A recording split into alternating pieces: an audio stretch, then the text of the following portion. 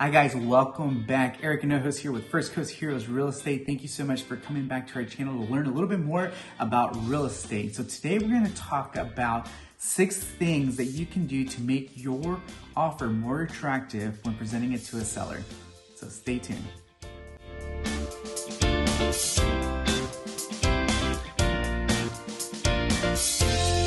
Okay, welcome back. Let's go ahead and cover those 6 things that will make your offer more attractive. So are you currently in the market submitting offer and you keep losing? You're like, oh my gosh, I wish there was something I could do to make my offer more attractive. Or you're a buyer that's about to come onto the market and you're hearing all about your buddies submitting offers on homes and they keep losing home after home. You're like, is there anything that we can do? So I'm gonna go ahead and share 6 tips with you that potentially can make your offer stronger in the event that you're in a multiple offer scenario. Because right now we're in March of 2022. The market is still absolutely crazy. So those days of just submitting a offer that's a little bit below list price, having some room for negotiations, those days are gone for now. So you have to come in with your best foot forward.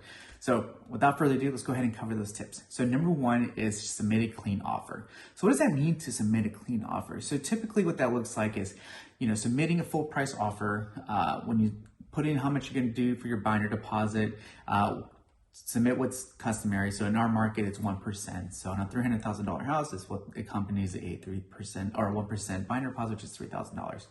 Also consider not asking the seller for a home warranty because that's an expense that would be on their end. So just absorb it on your end.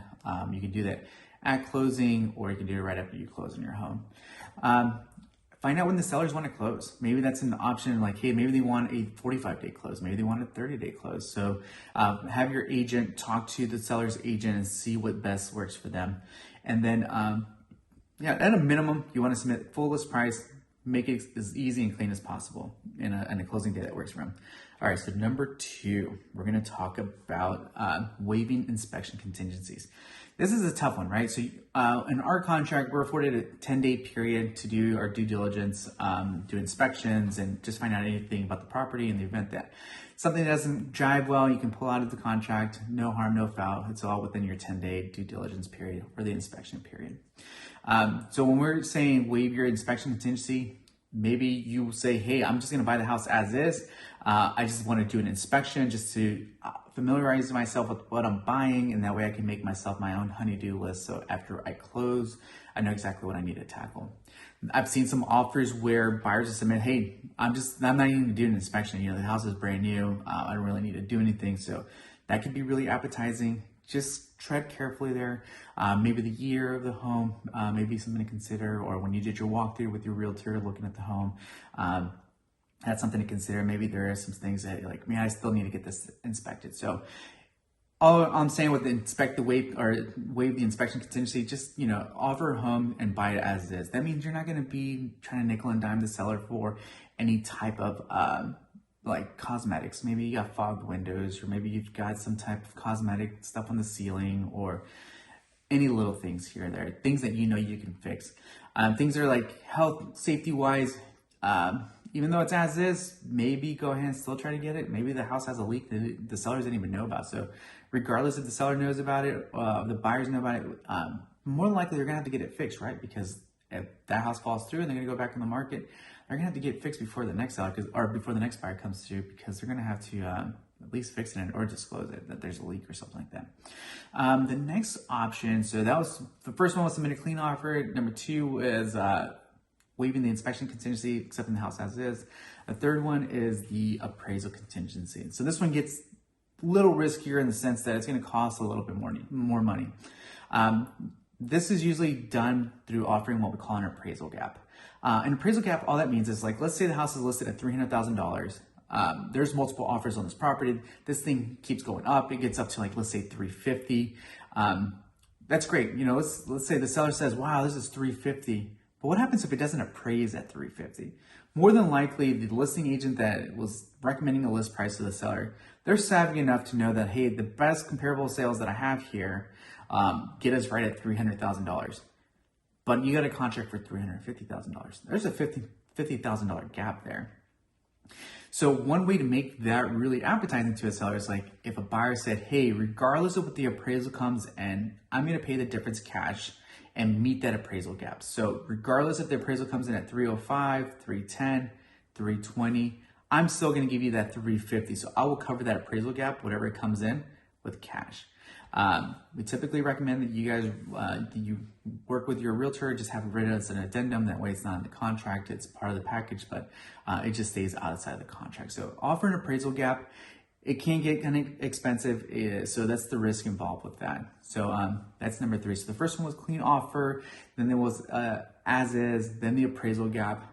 There's some more kind of like financial things. So number 4, I'm going to say cover the seller's closing costs, or maybe a portion of it. So maybe you submit that clean offer. Maybe you said, hey, I'm going to accept the house as is. I'm going to do an appraisal gap up to like $20 or maybe $20,000 over.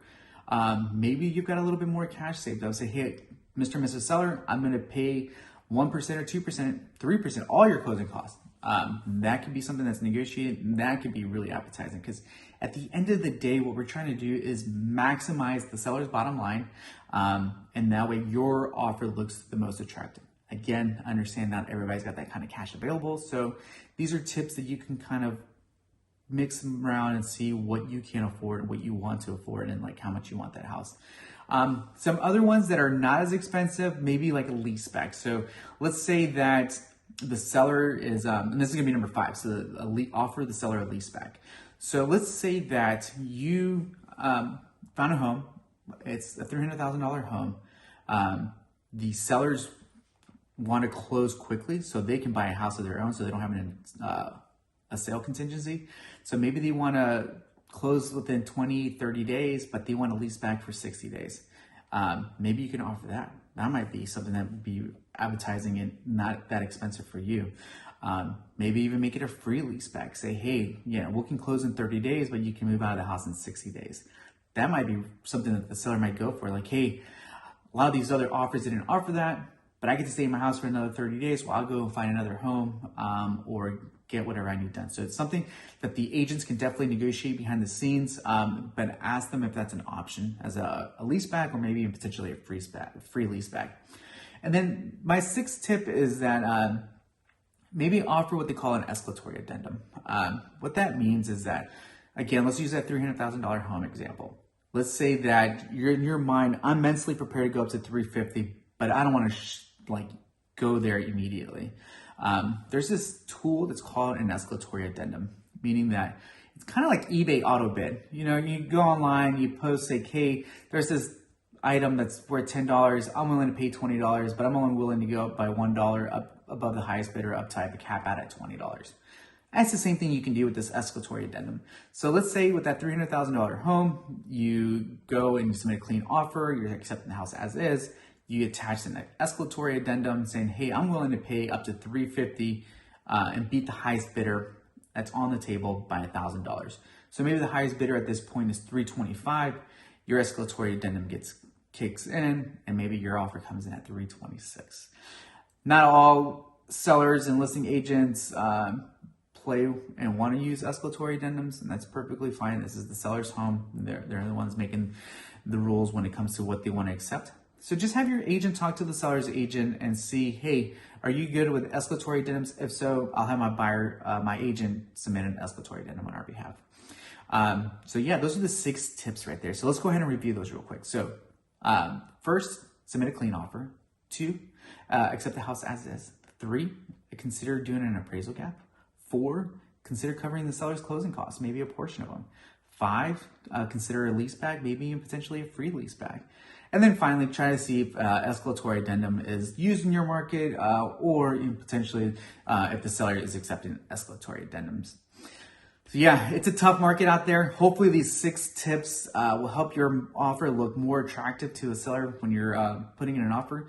Because I'll tell you what, it's tough out there. And so if any of these little tips help you get your home, I'm super happy for you. Again, I'm Eric, your host of First Coast Heroes Real Estate. Thank you so much for tuning in. If you found this video helpful, please consider subscribing to our YouTube channel. Give us a like, leave a comment, and I'll answer anything you got. Again, if you have any questions for me, always feel free to get a hold of me. My email is hello@firstcoastheroes.com, and my phone number is 904-593-4598. Thank you so much. Have a great rest of your day.